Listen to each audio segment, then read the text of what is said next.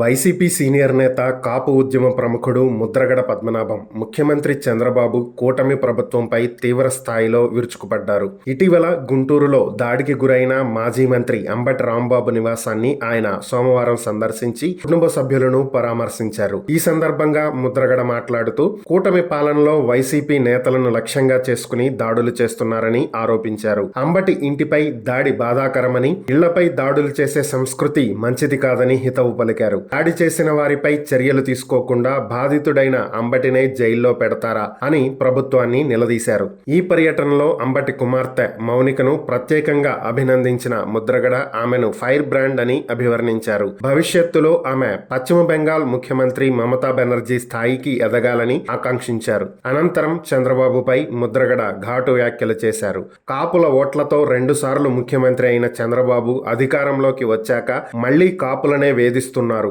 నాడు నన్ను, నా కుటుంబాన్ని తీవ్రంగా అవమానించారు. ఇప్పుడు అంబటిని టార్గెట్ చేశారు.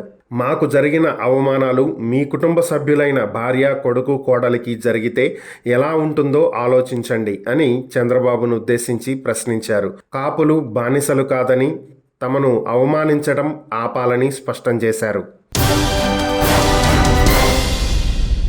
రాజమండ్రిలో కల్తీ పాలు సేవించి 4 మృతి చెందిన ఘటన తీవ్ర విషాదాన్ని నింపింది. ఈ సంఘటనపై మాజీ సీఎం, వైసీపీ అధినేత జగన్ తీవ్ర దిగ్భ్రాంతి వ్యక్తం చేశారు. మృతుల కుటుంబాలకు తన ప్రగాఢ సానుభూతిని తెలిపిన ఆయన ఆసుపత్రుల్లో చికిత్స పొందుతున్న వారు త్వరగా కోలుకోవాలని ఆకాంక్షించారు. ఆహార భద్రత అమలులో ప్రభుత్వ నిర్లక్ష్యం కారణంగానే ప్రజల ప్రాణాలకు ముప్పు వాటిల్లిందని జగన్ ఆరోపించారు. ఈ దారుణానికి కారణమైన వారిపై కఠిన చర్యలు తీసుకోవాలని ఆయన డిమాండ్ చేశారు. పర్యవేక్షణ లోపం వల్లే ఇలాంటి విషాదాలు జరుగుతున్నాయని, భవిష్యత్తులో ఇవి పునరావృతం కాకుండా తక్షణమే దిద్దుబాటు చర్యలు చేపట్టాలని సూచించారు. బాధితులందరికీ మెరుగైన వైద్యం అందించేందుకు ఆరోగ్య శాఖ వెంటనే రంగంలోకి దిగాలని, అవసరమైతే నిపుణులైన వైద్య బృందాలను పంపాలని జగన్ కోరారు. ఆహార భద్రత తనిఖీలను కట్టుదిట్టం చేసి పాల వంటి నిత్యావసరాలపై ప్రజలకు నమ్మకం కలిగించాలని విజ్ఞప్తి చేశారు.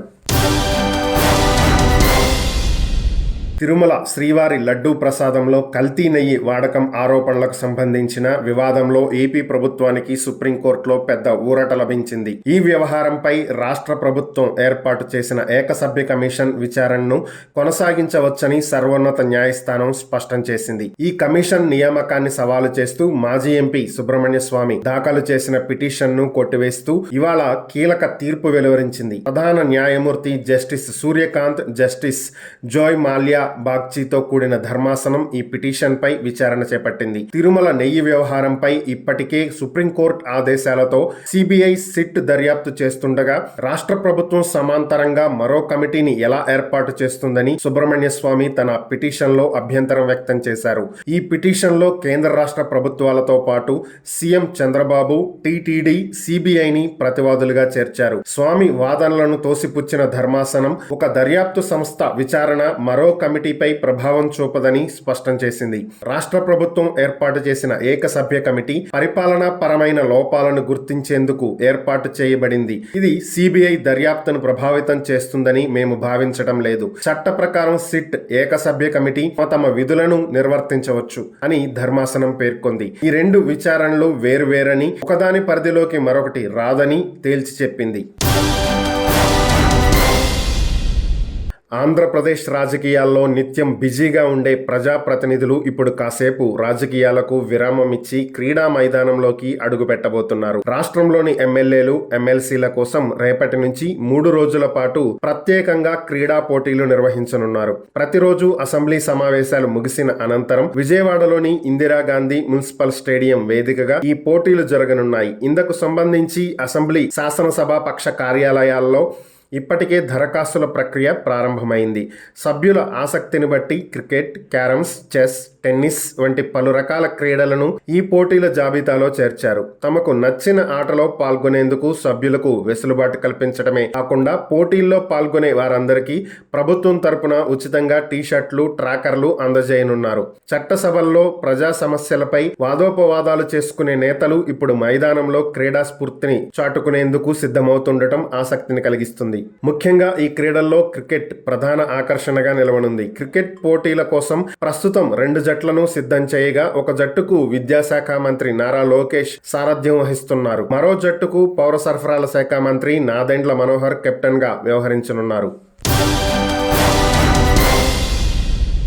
దివంగత నేత వంగవీటి మోహనరంగ కుమార్తె వంగవీటి ఆశాలత తన రాజకీయ ప్రవేశంపై జరుగుతున్న ప్రచారానికి ఫుల్ స్టాప్ పెట్టారు. తాను వైఎస్ఆర్ కాంగ్రెస్ పార్టీలో చేరబోతున్నట్లు సోషల్ మీడియాలో వస్తున్న వార్తల్లో ఏమాత్రం నిజం లేదని ఆమె స్పష్టం చేశారు. ఆదివారం మార్కాపురం జిల్లా కంభం చెరువును సందర్శించిన సందర్భంగా ఆమె మీడియాతో మాట్లాడి ఈ విషయంపై స్పష్టతనిచ్చారు. కొంతకాలంగా తన రాజకీయ ప్రవేశంపై ఊహాగానాలు వస్తున్నాయని, కొందరు కావాలనే సోషల్ మీడియాలో దుష్ప్రచారం చేస్తున్నారని ఆశాలత అన్నారు. ఇలాంటి తప్పుడు వార్తలను నమ్మవద్దని అభిమానులను, ప్రజలకు విజ్ఞప్తి చేశారు. ప్రస్తుతం తన పూర్తి దృష్టి రాష్ట్ర వ్యాప్తంగా ఉన్న రాధా రంగ మిత్రమండలిని ఏకతాటిపైకి తీసుకువచ్చి సంస్థను బలోపేతం చేయటంపైనే ఉందని తెలిపారు. రాజమండ్రిలో కల్తీ పాల కారణంగా 4 మృతి చెందిన ఘటనపై పూర్తి స్థాయిలో దర్యాప్తు జరపనున్నట్లుగా ఏపీ సీఎం చంద్రబాబు ప్రకటించారు. ఇవాళ శాసనసభలో ఈ విషయంపై ప్రకటన చేశారు. ఈ దుర్ఘటనలో మరణించిన వారి కుటుంబాలకు ప్రగాఢ సానుభూతి తెలియజేస్తూ ఒక్కో కుటుంబానికి 10 లక్షల చొప్పున ఆర్థిక సహాయం అందిస్తామని హామీ ఇచ్చారు.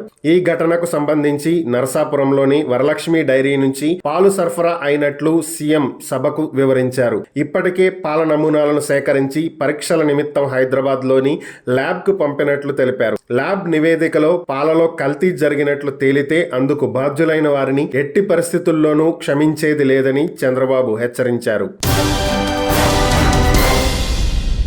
T20 ప్రపంచ కప్లో భారత జట్టు ఫైనల్కు చేరితే ఆ మ్యాచ్ చూసేందుకు తాను తప్పనిసరిగా వెళతానని మంత్రి నారా లోకేష్ అన్నారు. అవసరమైతే పులివెందుల ఎమ్మెల్యే జగన్ కి కూడా తన డబ్బులతో టికెట్ కొనిస్తానని ఆయన వ్యంగ్యంగా వ్యాఖ్యానించారు. గతంలో తాను శ్రీలంకలో క్రికెట్ మ్యాచ్ వీక్షించడంపై జగన్ చేసిన విమర్శలకు లోకేష్ తనదైన శైలిలో గట్టి కౌంటర్ ఇచ్చారు. అసెంబ్లీ లాబీల్లో సోమవారం మీడియాతో ఇష్టాగోష్ఠిగా మాట్లాడుతూ ఆయన ఈ వ్యాఖ్యలు చేశారు. క్రికెట్ మ్యాచ్ చూడడానికి స్టేడియంకు వెళ్లాలా అని జగన్ అంటున్నారు. టీమిండియా ఫైనల్ కు వెళితే ఖచ్చితంగా వెళతాను, ఆయనకు ఓ టికెట్ తీసుకుంటా అని లోకేష్ అన్నారు. తాను గతంలో సొంత డబ్బులతోనే మ్యాచ్ చూశానని మరోసారి స్పష్టం చేశారు. ఇదే సమయంలో వైసీపీ ప్రభుత్వంపై జగన్ పై లోకేష్ తీవ్ర స్థాయిలో విమర్శలు గుప్పించారు. ఇరాన్లో నెలకొన్న తీవ్ర ఉద్రిక్తతల నేపథ్యంలో అక్కడున్న భారత పౌరులకు కేంద్ర ప్రభుత్వం కీలక సూచనలు జారీ చేసింది. ఇరాన్కు అమెరికాకు మధ్య యుద్ధ వాతావరణం నెలకొన్నందున వీలైనంత త్వరగా దేశం విడిచి సురక్షిత ప్రాంతాలకు తరలి వెళ్లాలని కోరింది. ఈ మేరకు తెహ్రాన్లోని భారత రాయబార కార్యాలయం సోమవారం ఒక అత్యవసర ప్రకటన విడుదల చేసింది. ఇరాన్లో నివసిస్తున్న విద్యార్థులు, తీర్థయాత్రలకు వచ్చిన యాత్రికులు, వ్యాపారులు, పర్యాటకులు సహా ప్రతి ఒక్కరూ అందుబాటులో ఉన్న వాణిజ్య విమానాలు లేదా ఇతర రవాణా మార్గాల ద్వారా తక్షణమే దేశం విడిచి వెళ్లాలని రాయబార కార్యాలయం స్పష్టం చేసింది. ఇరాన్ పై అమెరికా సైనిక దాడులకు దిగే అవకాశం ఉందన్న ఆందోళనల నేపథ్యంలో భారత ప్రభుత్వం ఈ నిర్ణయం తీసుకుంది. ఇప్పటికే జనవరి 5, 14 తేదీల్లో జారీ చేసిన సలహాలకు కొనసాగింపుగా ఈ తాజా హెచ్చరిక జారీ చేసినట్లుగా పేర్కొంది. అమెరికా అధ్యక్షుడు డొనాల్డ్ ట్రంప్ విధించిన కొన్ని కీలక దిగుమతి సుంకాల వసూళ్లను నిలిపివేస్తున్నట్లు ఆ దేశ ప్రభుత్వం ప్రకటించింది. ఈ సుంకాలు చట్టవిరుద్ధమని సుప్రీంకోర్టు ఇటీవల తీర్పు ఇవ్వడంతో ఈ నిర్ణయం తీసుకున్నారు. ఈ పరిణామం ప్రపంచ వాణిజ్య సరఫరా వ్యవస్థపై తీవ్ర ప్రభావం చూపే అవకాశం ఉంది. US customs and border protection CBP ఒక ప్రకటన విడుదల చేసింది. మంగళవారం నుంచి సుంకాల వసూళ్లు ఆగిపోతాయని తెలిపింది. ఇందుకు సంబంధించిన టారిఫ్ కోడ్లను తమ కార్గో సిస్టమ్స్ లో డియాక్టివేట్ చేస్తున్నట్లు పేర్కొంది.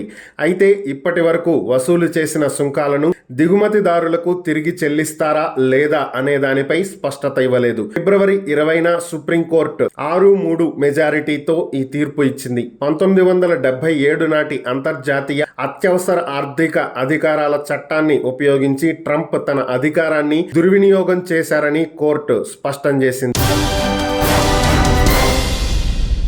వంగవీటి మోహనరంగ విగ్రహావిష్కరణ కార్యక్రమానికి హాజరైనటువంటి టీడీపీ నేత వంగవీటి రాధ కీలకమైనటువంటి వ్యాఖ్యలు చేయటం జరిగింది. ఈ కార్యక్రమాన్ని ఏర్పాటు చేసినటువంటి జక్కంపూడి గణేష్, దాడిశెట్టి రాజాకి మీ ఆశీర్వాదాలు ఉండాలని, మీరు బలంగా నిలబడితేనే వారు బలంగా నిలబడగలుగుతారని, మీ సపోర్ట్ వారికి ఉంటే వారు మీకు అండగా నిలబడగలుగుతారని చెప్పి ఈ సందర్భంగా ఆయన వ్యాఖ్యానించడం జరిగింది. ఇప్పుడు ఈ వ్యాఖ్యలే రాజకీయంగా దుమారం రేపుతున్నాయి.